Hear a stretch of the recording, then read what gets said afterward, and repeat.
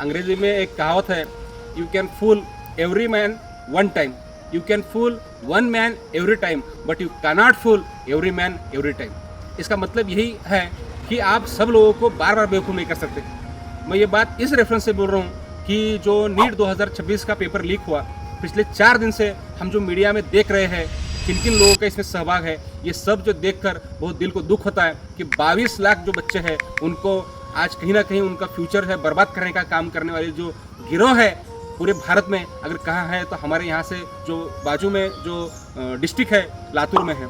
मैं जिस कॉलेज में पढ़ा दयानंद साइंस कॉलेज, उसी कॉलेज के प्रोफेसर पीवी कुलकर्णी सर ने को एनटीए में जब उनको पेपर बनाने का काम दिया था, उन्होंने ही पेपर फोड़ने का काम किया, उनको भी इस माध्यम से शर्म आना। जी हम ट्यूशन पढ़ने जाते थे, प्राध्यापक शिवराज मोटेगांवकर सर, उनका तो नाम आज उनको अरेस्ट कर दिया।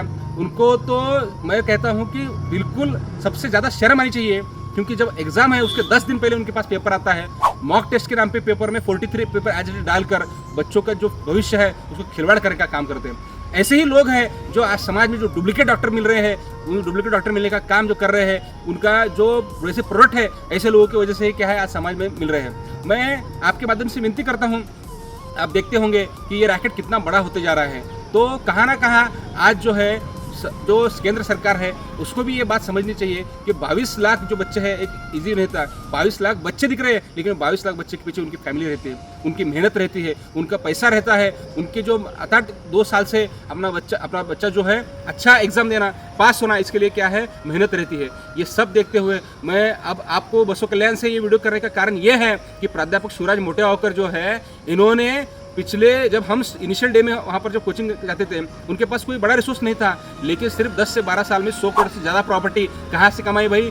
ये जो डुप्लीकेट पैटर्न जो बनाए हैं उन्होंने वहाँ से कमाए। लातूर पैटर्न ये नहीं है, प्राध्यापक डॉक्टर जनार्दन वाघमारे और डॉक्टर गोपालराव पाटिल ने जो मेहनत कर शाहू दयानंद कॉलेज को पैटर्न बनाया था वो सही लातूर पैटर्न है। और हम सब जो बॉर्डर एरिया के लोग थे, जब बसो कल्याण, बीदर या गुलबर्गा में जब क्वालिटी एजुकेशन उस समय नहीं था, तो हम सब भी जो है हमको क्या है हम सब भी वहाँ पढ़ने जाते थे, और जाने के बाद वहाँ से भी क्या है अच्छे कॉलेज में गए। सो हमारे इस बॉर्डर एरिया में बहुत सारे स्टूडेंट्स हैं। आज कहाँ ना कहाँ लातूर पैटर्न का नाम ऐसे लोगों की वजह से खराब हो रहा है, लेकिन आपको मैं विश्वास दिलाता हूँ कि ये लोग हैं, लोग लातूर पैटर्न नहीं है। बहुत सारी मेहनत, बहुत सारी जो आकांक्षाएं सब लोगों की उसके साथ जुड़ी है। मैं दूसरी सबसे इंपॉर्टेंट बात कहना चाहता हूँ, जिन जिन लोगों ने नीट का जो एग्ज़ाम है, इस एग्ज़ाम के पेपर जो फोड़े हैं, उन सबको सख्त सज़ा मिलना। मैं ये बात इसलिए कह रहा हूँ कि 22 लाख बच्चों का जो फ्यूचर है बर्बाद करने वाले को ऐसा ही नहीं छोड़ना चाहिए। क्यों नहीं छोड़ना चाहिए?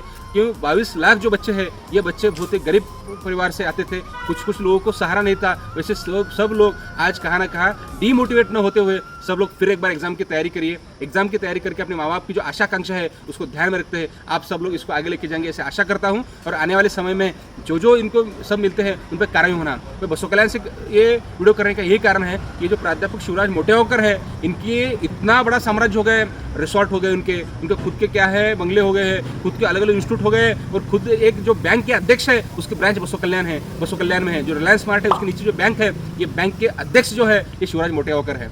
तो हम सबको समझना चाहिए कि ये लोग जो है हमारा ही खून चूसकर गलत हमारे बच्चों को क्या है डाइवर्ट बनाकर ये लोग बड़े हो रहे हैं। तो ऐसे लोगों को शक्ति देने का काम समाज में ना करें, ऐसे लोगों को बढ़ावा करने का समाज में ना काम करें, और आने वाले समय में हमको सही और गलत की पहचान हो। इतना ही मैं कहते हुए मैं मेरे 2 शब्द को समाप्त करते हुए आखिरी में एक ही बात करता हूँ, सच्चाई छुप नहीं सकती बनावट के उसूलों से, और खुशबू आ नहीं सकती कागज़ की फूलों से। सच को एक दिन सामने आना ही पड़ता है। इसके लिए आप सब लोग, हम सब लोग समाज में जो भी ऐसे चीज़ें हैं उसको जल्द से जल्द अगर सामने लाए तो बहुत सारे बच्चों का करियर जो है आगे आने वाले समय में बच सकता है, और समाज को जो अच्छे डॉक्टर्स हैं वो समाज में मिल सकते हैं। क्योंकि हमको तकलीफ होने के बाद हम 2 लोगों को याद करते हैं, एक माँ को याद करते हैं, दूसरा डॉक्टर को याद करते हैं। तो ये जो डॉक्टर्स है, अच्छे डॉक्टर्स निकलने के बाद ही अच्छा समाज निर्माण होता है। ये हमने कोविड में देखा है, उसकी वैल्यू क्या है हम कोविड में देखे हैं। इसके लिए आप सब लोगों की विनती है, एक सशक्त समाज बोल के हम सबकी ये नैतिक जिम्मेदारी है कि ऐसे जो चीज़ हो रहे हैं इस पर रिएक्ट होना, और आने वाले समय में ये ना हो इसके लिए हम सब लोग आगे मिलकर काम करना। शरणों शरणार्थी।